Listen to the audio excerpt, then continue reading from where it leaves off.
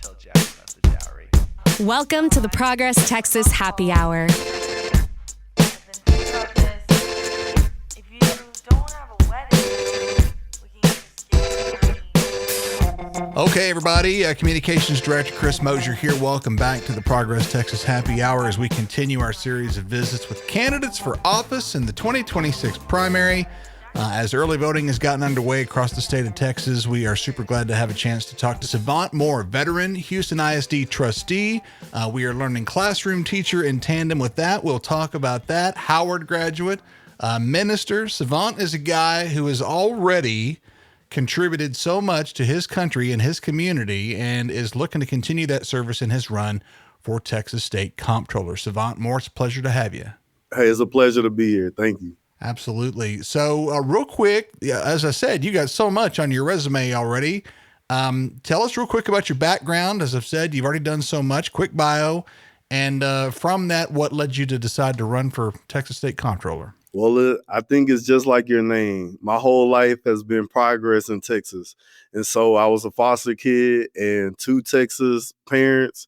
They adopted me. They had met at the HBCU, Paul Quinn in Waco, Texas. They adopted me. They were teachers and a preacher, first lady. And I'm so grateful they changed my life. Like, my mom turned 79. She voted for me yesterday. So all right. How cool is that? But Hi, Mom. I was able to graduate high school at 16 because she was really on me. We didn't have Google back then, so I read the entire encyclopedia A through Z. Yeah. The Wall Street Journal sent to my house at 11. And then, like, I graduated, a year after 9/11. So that made me join the Army Reserve. I went to college, but I still was in the reserve. And then, unfortunately, my dad passed. So I went active duty. I did 7 years. I was infantry. I got my Ranger tag, airborne, air assault, scout platoon. I did all the cool guy stuff. Yeah. My first time in Africa was jumping out of an airplane. I wanted my wife, kids to still see me graduate from college. And so I went to Howard University, returned back, and I graduated. And luckily, I thought 2007, Oprah Winfrey was the commencement speaker. So I was like, how can I beat that? I got Barack Obama as my commencement speaker. So it all worked out. I went and learned how to code. And then I met a coworker. I worked at Accenture corporate. And we started a cleaning business. We grow it over 7 states. COVID happened, so that continued to help the cleaning business grow. But then I went and got my CDL at Lone Star College, and I started a trucking company. And so I've been moving pipes from the port, food, bulk water all over Texas because I just, it's something that's always needed and is recession proof. But during that time, my little boy asked me to go to a school board meeting. Didn't know how to sign up anything. So I always want to give my flowers to trustee Kathy Bluford Daniels. She allowed me to speak. They voted on 7 magnet programs getting approved, $20 million. And my son and daughter were in the magnet program, so it was a really great thing. But unfortunately, the state took over. They removed the program. Oh, wow. It took me about 2 years to fight for AP classes. So my daughter is taking AP classes at the high school, but my little boy goes to a boarding school all the way in Massachusetts because they took the busing system away from my neighborhood for him to go to the good school on the west side. From there, I started going to everything. City Hall, PUCT, because I'm like, our electric rates is going up. I went to everything. I'm meeting everybody. My neighborhood would go 9 days without power. I met the CEO of Centerpoint. Now we don't go without power. Wow. Like I got involved because I wanted to see a change. Sure. Now here we are at Texas Comptroller. I know because of the neighborhood that I live in, we don't have all the resources. Me being a truck driver, Texas is a beautiful place, but there's a lot of neglected places too, and it's Republican led. And so that's what's led me to Comptroller because I could have ran for state rep, but I'm only one person out of 150. It's going to take me 10 years to build the relationships, to get the tenure. I learned all the game. I taught to everyone, right? But in the Comptroller office, I'm independent. Yes, I'm a Democrat. But there still are Texans that are Republican. They matter too, right? I want the division to stop. I believe that being a progressive Democrat is the best way for Texas. But I want to prove that me being in that office, I can still help those conservatives too, because they've been voting the same way for 30 plus years. But there's counties with no hospital, can't use Medicaid. Right. They're the ones that have to depend on public education. Where are they going to use a voucher? So all these different issues is just like why I'm running for this office. Very, very good. Let's go back. Let's zero in on school. You're coming to me right now from your classroom. Correct. In Houston, and you told me before you rolled, that you are teaching in the classroom to gain a perspective on the experience of teaching as a member of the Houston school board there. It's not real frequent that we get a real close insider view of what's going on inside Houston ISD. That is very much the exemplar of state takeovers. That's still the one. I mean, it's happened in other places, Fort Worth recently, but Houston ISD is still very much the case study for what happens when the state comes in and takes over a school district. And I know this isn't really necessarily germane to your race for comptroller, but I'm curious just for a quick view of what's happening there.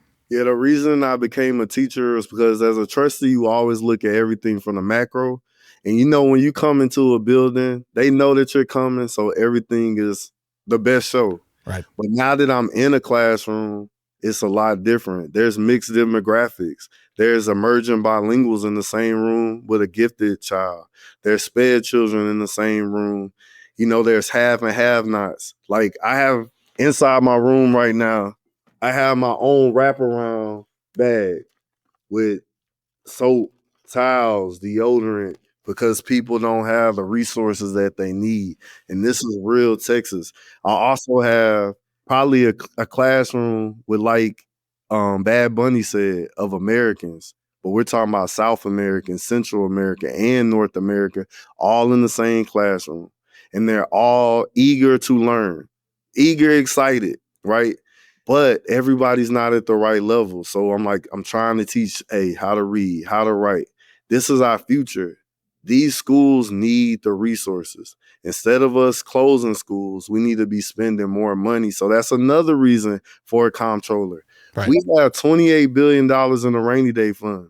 We could spend 10, 15 billion of it, fix public ed, and still have a rainy day fund of 10 billion, do the proper investments, and within 4 years it's restored. But what I would tell every Texan is go volunteer at your school. Help these teachers out. They're not getting paid enough. Right. The things that they have to deal with, things that people are mean to them, children getting cursed out, and they have to be nice, can't say nothing, and have to teach these students on the daily. So I have a whole new perspective.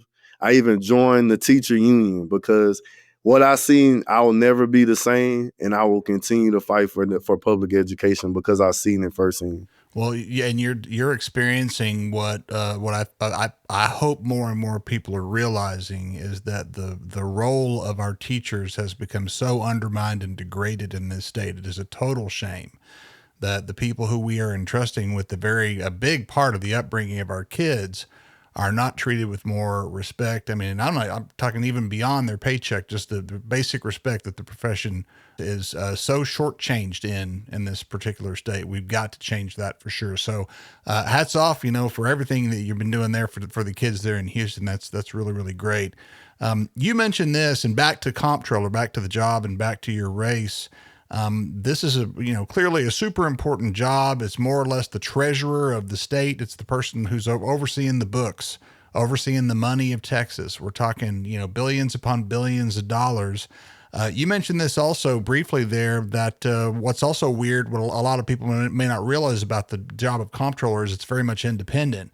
The governor does not get to tell the comptroller what to do necessarily. Correct. And so, given those two things, the independence of the office and the dire responsibility over our money, it's a job that, should it end up in the wrong hands, could very, very much be a disaster if it was badly managed. So talk about that. Talk about the responsibilities of state comptroller. Again, a totally unsexy job that most people don't know too much about, but it's so very important. Talk about those responsibilities and how you personally would approach that responsibility should you have that job. I'm gonna come at it like Dave Ramsey. I'm not gonna do nothing stupid, right?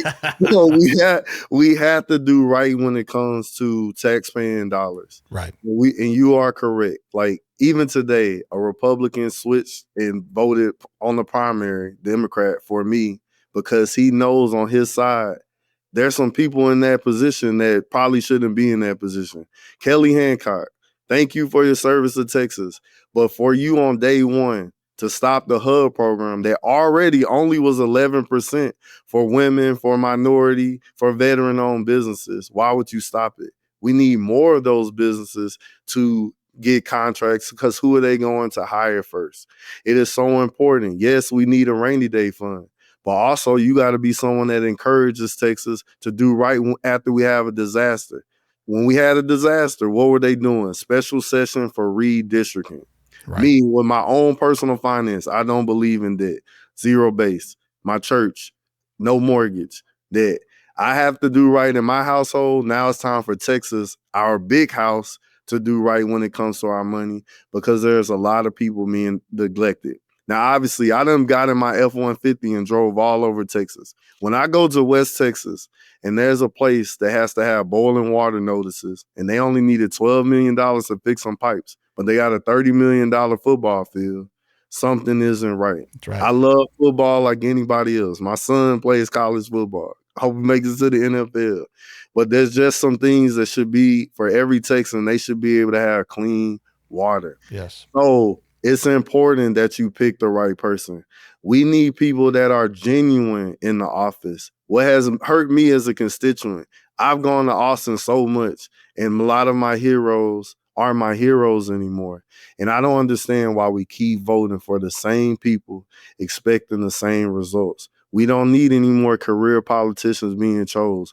We need someone that is fresh and able to give you a perspective that's real life.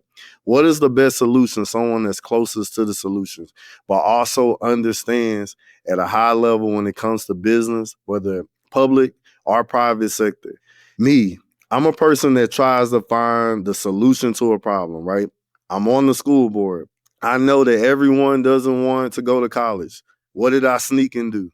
I got on the advisory board of my community college. So now, starting this fall, everybody will have opportunity to get an associate's degree at the high school. So what am I going to do as comptroller? I'm going to restore the HUD program, but I'm going to do workshops so you know how to qualify so you can become a primary contractor one day. I'm going to prove that you can properly fund public education. But I'm also going to let everyone know it's not just on me. I have 3,000 employees. I'm giving them the vision, but it's a team effort. But I'm also going to go even a step further. I'm going to have an advisory board, data scientists, economists, finance experts, but also people from every part of Texas in the community. Regardless of your race, your creed, your sexual orientation, you got to be in the room. We got to be progressive. Conservative works when it comes to finances, but you need progressivism for every other part of the comptroller office, because I got the promise fund, right? For you to have that college education for your child so you can get today's rate instead of years from now rate for college. But how many people know about that program? I want to audit every single agency, including the comptroller office. If I'm going to audit them, let me audit me. There has to be an overwatch of the school voucher system. $50 million, you're no bid contract, you're out of state, you never did this, but because you have a relationship with our governor, you get the contract. That's not fair. We need an exit clause. And I know 42,000 people applied, and I hope that they use this with fidelity. But what about the 5 million children that attend public education? It's important. We got unclaimed property in the comptroller office. Can we get that money back into those Texans that desperately need it? Hey, can I prove that minimum wage can finally be above $7.25? Yeah. Or when we go to them fancy restaurants and our servers only making $2 and something cents? Yeah. So you got to have a genuine person. Absolutely. You brought up Kelly Hancock briefly there, former state senator.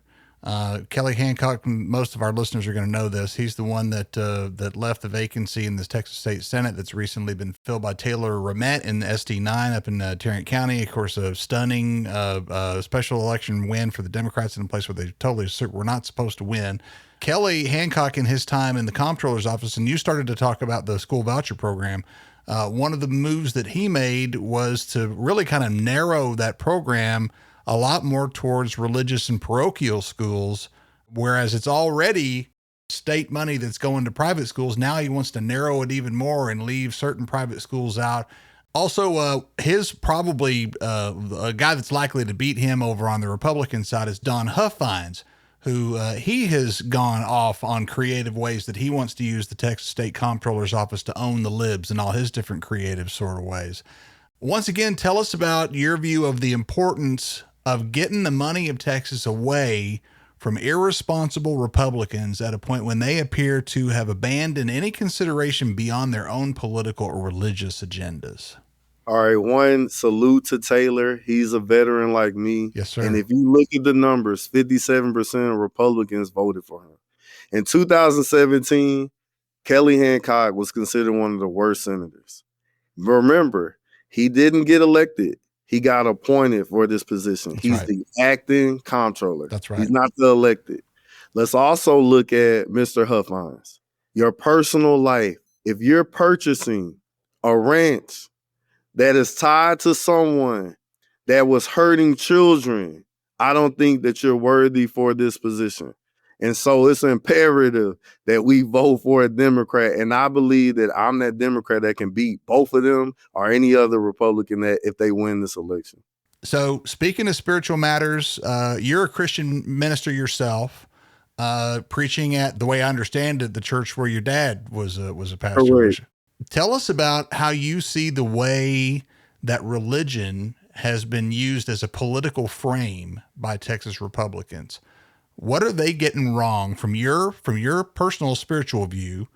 What are kind of your more Christian nationalist type Republicans getting wrong about the teachings of Christ and how Christianity should be framing our lives as opposed to how they seem to want to apply it to all of our lives here in Texas? The thing about Jesus was he wasn't just Jesus on Sunday. And unfortunately, Monday through Saturday, there's a party that does not want people look like me to succeed. They don't even want you to succeed. We go to their counties. It's a majority of people that look like you, and they've been mistreating them for decades. And so it confuses me that on Sunday, they read the same King James version that I read, and it tells me to love my neighbor as I would love myself. And yet they cannot love me Monday through Saturday. And to anyone, I'm a believer. I know people think because we are believers, we're fanatics. I separate church and state. But the beautiful thing is for state, I'm going to do my job. My job is you elected me, I'm going to do my job. But as far as church goes, if I say that I'm a believer, I really genuinely mean it and I live it. People heard me in this own election, right? Andrew White called me out. I shouldn't be running statewide. Someone switched my endorsement the night before the primary election, University Democrats. And what did I do? I told everyone, let's pray for them and let's go out there and win this race. That's what you do. If you're truly a believer, you live it, not just in word, but in deed. And so we must continue to pray for them. But we got to do our jobs. Let's go out there and get the votes, guys, because a blue wave is coming, a tsunami, actually. Love that. Okay, Savant. So here's the elevator pitch time. You've met an undecided and independent Texas voter. Tell that person why they should place a vote for Savant Moore for comptroller in the Democratic primary. I always say to judge a tree by its fruit. Before you even knew me, I was fighting for you. When I put on my uniform, them old BDUs at 17 years old, I fought for you. On the school board, I fight for you. In those times when I had a megaphone and I'm in front of the Capitol building asking for public ed to be properly funded, I fought for you. When I had, because I, had the privilege of being an entrepreneur, I could be at a PUCT meeting at 9:30 in the morning when you couldn't. I could be at the city hall at 2:00 when you couldn't. So I need to be in Austin when you can't because you're taking care of your family. You worked hard. I deserve the vote because you know that when you didn't know me, I was fighting. And now that you know me, you know Texas deserves more. And so I hope I have that opportunity. Go to savantmoore.com, learn about me, and take a chance. And I'm telling you, when you take that chance, it'll be the best chance you ever took. Very, very good. Houston ISD trustee, classroom teacher coming to us from his Houston classroom right now. Army veteran, Savant, thank you for your service. I've not said that out loud. I would like to say Thank you that. for your support. You were worth it. Community leader, Democratic candidate for state comptroller, Savant Moore. It's been a pleasure to talk to you today. Be careful out there campaigning and let us know what's going on. All right, great. Progress Texas is an independent, nonprofit, rapid response media organization. While campaigns come and go, we're the permanent home for progressive media and action in the Lone Star State. Find out all about us and how you can support our work at progresstexas.org.